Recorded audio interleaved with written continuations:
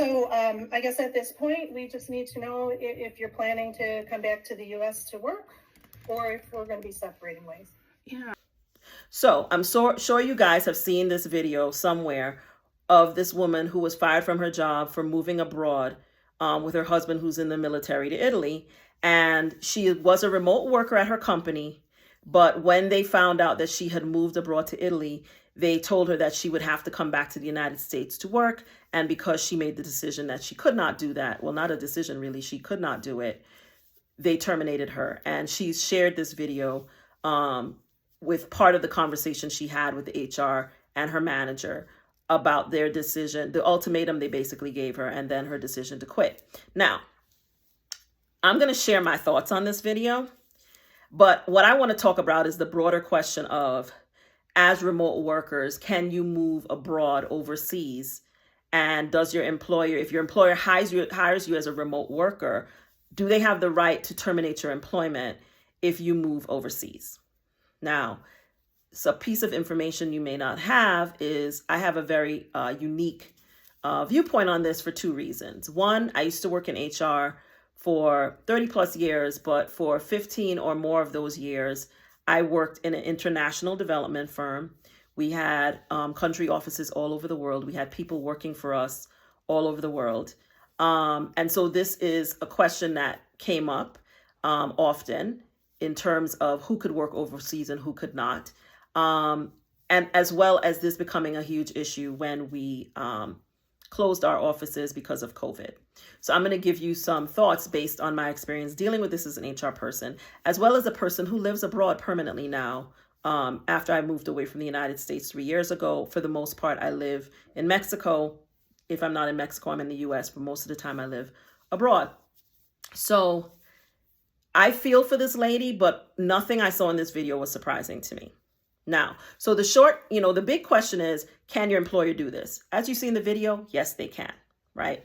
And my concern is that I see a lot of videos from people who are usually people selling remote work, coaching, and other things to people, telling them, oh, this is not a big deal. Yes, it is a big deal. And I'm going to explain to you briefly why employers, even when they hire you in the US as remote workers, may take such a hard line on you working from somewhere else, especially somewhere where they did not send you to work, okay? The primary reason, as always, is about money, okay? And it's also about risk, exposure, and liability. So one of the things that employers have to think about when they decide to set up shop in a country, which was part of my job in my older life, is you have to be very well versed or have someone on the ground in that country very well versed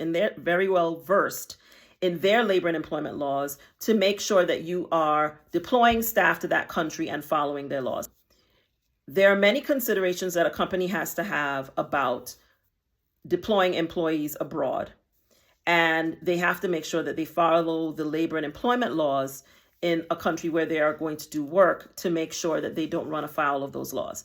Now, I will say that in my experience, international development companies that are not for profit tend to often not care about whether or not they're following these laws. But I don't, recommend that attitude. And I've had to deal with that attitude in my former life because, the patriarchy and the patriarchal colonizer attitude that many of them have, that they're going, into these black and brown companies to help those poor people. And so they should be able to go in there and ignore their laws and do whatever they want. But that notwithstanding, it's not a smart thing to do. And it's how some of them end up getting kicked out of countries. So for the most part, when you are sending people to a country to work, you make sure that you're registered legally in the country, that you're operating within the laws of the country, that you are hiring people in the country. Sometimes the country has requirements about how many local people you can hire versus how many foreigners you can bring in and so on. You've got to know all of those things. So when someone just decides, hey, I want to work from Italy, or I want to work from Mexico, or I want to do all these things, and they don't tell their employer, they just decide, oh, we're in a pandemic, or I'm hired as a remote worker. Remote work means I can work from wherever I want. I'm going to go decamp to Mexico or decamp to Italy or decamp to anywhere else.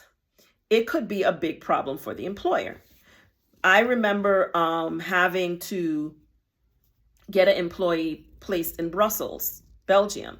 And it was a huge eye-opener and education for me about all the benefits and laws that these countries in the EU have and individual EU countries have relevant to how employees are supposed to be treated, what kind of benefits they're supposed to get, holiday pay, all these things I'd never heard of. And so even though this person was not a citizen, because she was going to be working for us out of that country, we had to set up all these systems to make sure the proper taxes were paid, that she had certain benefits that we weren't required to give her in the US, etc., and that she had health insurance, all these things, okay? And so when someone goes and just goes into a country, they could literally be exposing their employer to liability in that country if they just go and work from there, assuming that because they're not making any money in the country itself, that it's okay. That's not always the case. Sometimes it's the case, but sometimes it's not. And so if you go and move to a country and you don't tell your employer, you're actually exposing them. Then there are also questions around workers' compensation. If something happens to you while you're in the country working remotely for the employer, there are lots of considerations that employers have to take when they're deciding to allow someone to work from outside of the US. Honestly, even when an employer, say an employer is based in Washington, D.C., and an employee decides that they're going to go move to Massachusetts, right? And their employer says, okay, they could also get into trouble with the state of Massachusetts if they don't go do their due diligence about what kind of unemployment taxes and workers' comp requirements that state may have. They're not all the same across the 50 states in the US, much less someone moving to a completely foreign sovereign nation and deciding, oh, I like it here, I'm going to move here. Now, during the pandemic, a lot of employers kind of looked the other way. Some of them did. If employees decamped elsewhere because they just wanted to keep that money coming in, to be honest. It was all about making money and not having their businesses flop. But now that we are out of the pandemic for the most part, or at least they feel that they have gotten it managed, because really people are still getting COVID and dying from it, they're taking a hard line again about it, right? They were willing to do it when it was of their benefit to just look the other way, but they're not going to look the other way anymore. So it doesn't serve you, even if you believe you have a good reason, like your husband being in the military and being deployed to Italy for 6 months, in my estimation, is a good reason. But your employer still gets to decide if it's a good reason for them. And so I completely understand how it came to this for her. I feel bad for her that this happened, right? Because I wouldn't want to be separated from my husband for 6 months if I didn't have to, especially if I was going to get to go live in Italy for 6 months, which I would love to do, by the way. So I completely understand her decision to stay with her husband and to lose her job and to forego her job. But I also understand the employer's perspective in this regard, even though I may not necessarily agree with the outcome for her. It's not necessarily a good financial decision to pay for one person to work in a country when they're working there and you don't really need them there. So I completely understand their position of saying you can work remote, but you got to be in the United States of America. Right? Because even if you're working remotely in the United States of America, the employer still has to follow certain laws. Some states require that you be registered as a company in their state, even if you have one person working there. There are all kinds of rules that I came across when I was having to deal with this in my other life. So I really do understand both perspectives, and it's something that I need you all to understand as well, that if you want to work remotely outside of the United States, make that plain from the beginning. It doesn't serve you to try to hide that fact and then just try to sneak off and think just using a VPN will protect you. Good IT departments know how to track their equipment even when you're using a VPN. Don't think that you can just go wherever you want and a VPN they won't know where you're working from. They will still know. And if you try to hide it, that could also be grounds for them firing you. It's very important for you to ask these questions when you're being interviewed. Be upfront about the fact that you not only want to work remotely, but that you want to work remotely outside of the United States. It doesn't serve you to go pack up all your stuff and move all the way across the world to the continent of Africa or Asia or Europe, and then find out that you're going to lose the job that you were going to use to be able to have this life of adventure or whatever, because you didn't disclose the fact that you intended to leave the continental United States. So again, ask these questions during an interview. Ask what remote worker means for them. Does it mean that you can work outside the US, or can you work inside the US. If you know you want to work from another country, go try to get a job with a multinational corporation that has offices in other places. International development sector is a great place to look if you want to actually be able to work somewhere else, right?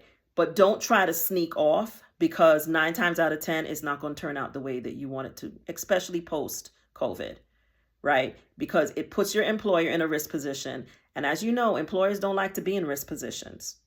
And you are just one person, they will get rid of you. They are not going to expose their whole company to legal sanctions from another country because one person wanted to go live in Amsterdam. Okay, so I hope that this is helpful to you guys who have questions about this. It's really important to understand how remote work works in the US versus outside of the US, and why employers may be okay with you working remotely in the US, but not outside of the US, right?